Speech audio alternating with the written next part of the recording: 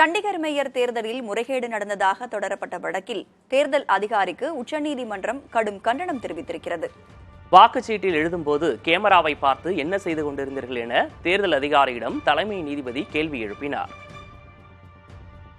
பஞ்சாப் மற்றும் ஹரியானா மாநிலங்களின் தலைநகரான சண்டிகர் யூனியன் பிரதேசத்தின் மேயர் தேர்தலில் தேர்தல் அதிகாரி முறைகேடு செய்ததாக தொடரப்பட்ட வழக்கு உச்சநீதிமன்றத்தில் மீண்டும் விசாரணைக்கு வந்தது.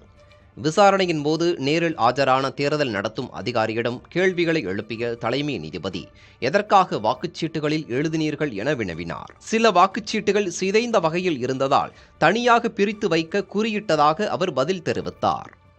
8 வாக்குச்சீட்டுகளில் அவ்வாறு குறியிட்டதாகவும் தேர்தல் நடத்தும் அதிகாரி கூறினார்.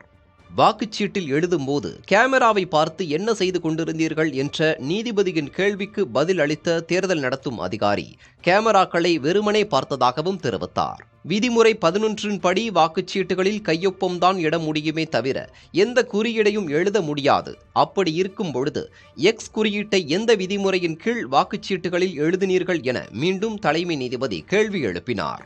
அப்போது வாக்குச்சீட்டுகளை தனியாக பிரித்து பார்ப்பதற்காகத்தான் குறியிட்டதாக தேர்தல் நடத்தும் அதிகாரி கூறினார். தேர்தல் ஜனநாயகம் இவ்வாறு இருப்பதை ஒருபோதும் அனுமதிக்க முடியாது என தெரிவித்த தலைமை நீதிபதி வாக்குப்பதிவு ஏற்கனவே முடிந்துவிட்ட நிலையில் வாக்கு எண்ணிக்கையை மட்டும் உயர்நீதிமன்ற பதிவாளர் தலைமையில் நடத்த உத்தரவிடலாம் என யோசனை கூறினார். மேலும் வாக்குச்சீட்டுகள் சில கிழிந்து போயிருப்பதாக சொல்லப்படுவதால் அவற்றின் விவரங்களையும் வாக்கு எண்ணிக்கை தொடர்பான முழு வீடியோ பதிவையும் பிப்ரவரி 20 மதியம் 2 மணிக்குள் உச்சநீதிமன்றத்தில் தாக்கல் செய்ய தலைமை நீதிபதி உத்தரவு பிறப்பித்தார்.